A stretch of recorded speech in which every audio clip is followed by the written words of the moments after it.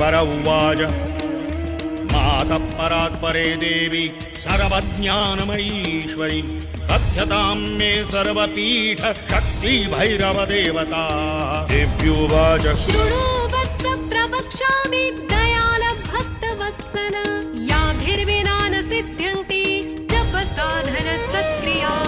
पञ्चाशदेकपीठानि देव भैरव देवताः अनुवर्तन्तं ममाद्यमपुरो देव हिताय त्वयि कथ्यते।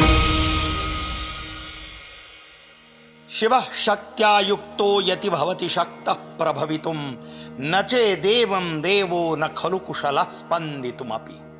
अतस्त्वाम् आराध्यां हरिहर विरिञ्चादिभिरपि प्रणन्तुं स्तोतुं वा कथमकृत पुण्यः प्रभवति।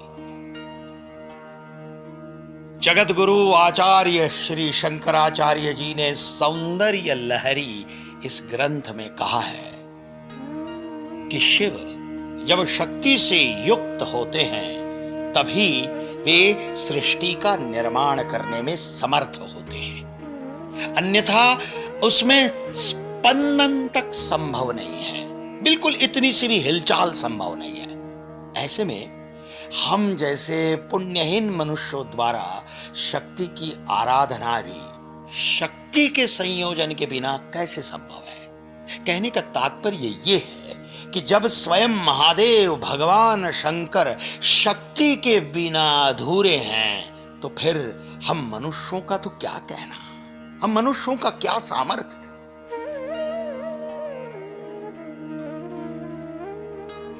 कोलकाता से 240 किलोमीटर की दूरी पर स्थित वक्रेश्वर, जो बकरेश्वर के नाम से भी प्रसिद्ध है, ऐसा कहा जाता है कि यहां मां सती का मस्तिष्क का हिस्सा गिरा था।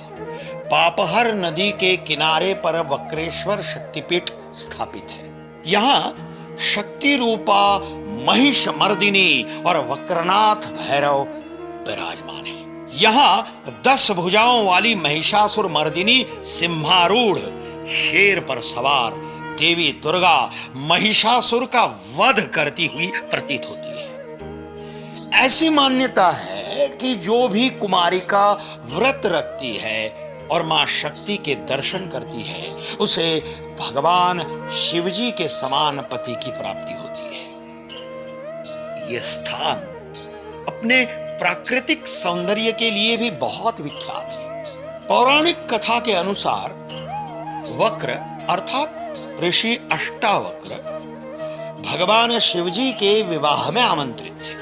ऋषि अष्टावक्र के कुल 8 अंग वक्र होने के कारण उन्हें अष्टावक्र कहा जाता था। भगवान शिवजी और मां सती के विवाह में उपस्थित ऋषि अष्टावक्र का इंद्रदेव ने उपहास किया। इंद्रदेव द्वारा अपमानित होने के कारण क्रोधवश ऋषि अष्टावक्र जी ने वर्षों तक वक्रेश्वर में तपश्चर्या की।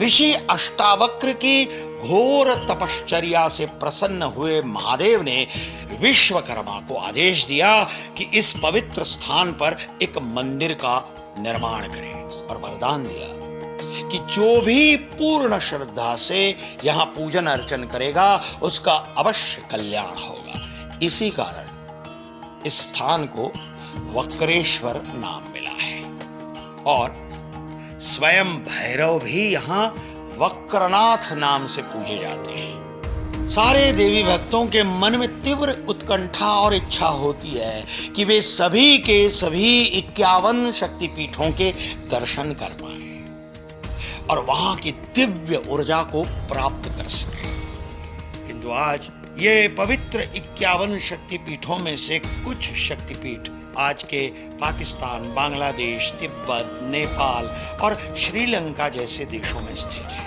किंतु इन देशों में स्थित पवित्र शक्तिपीठों का दर्शन इन देशों में जाकर करना प्रत्येक देवी भक्त के लिए संभव नहीं हो पाता और इसीलिए हमारे भारत के आदरणीय प्रधानमंत्री श्री नरेंद्र मोदी जी, जो देवी माँ जगदम्बा के अनन्य साधारण भक्त हैं, उनके मन में ये दिव्य विचार आया कि क्यों न सारे देवी भक्त एक ही स्थान पर जाकर सभी के सभी 51 शक्तिपीठों का दर्शन करें और एक साथ 51 शक्तिपीठों की परिक्रमा कर माँ जगदम्बा का आशीर्वाद प्राप्त कर सके। प्रधानमंत्री मोदी जी के इसी पवित्र विचार और प्रेरणा से गुजरात में मां अंबाजी मंदिर के पास गिरी शिखर गब्बर पर्वत पर, जहां मां जगदम्बा का हृदय स्वयं विराजमान है, वहां सभी के सभी 51 शक्तिपीठों के मंदिरों की प्रतिकृति बनाकर मां जगदम्बा की प्राण प्रतिष्ठा की गई है।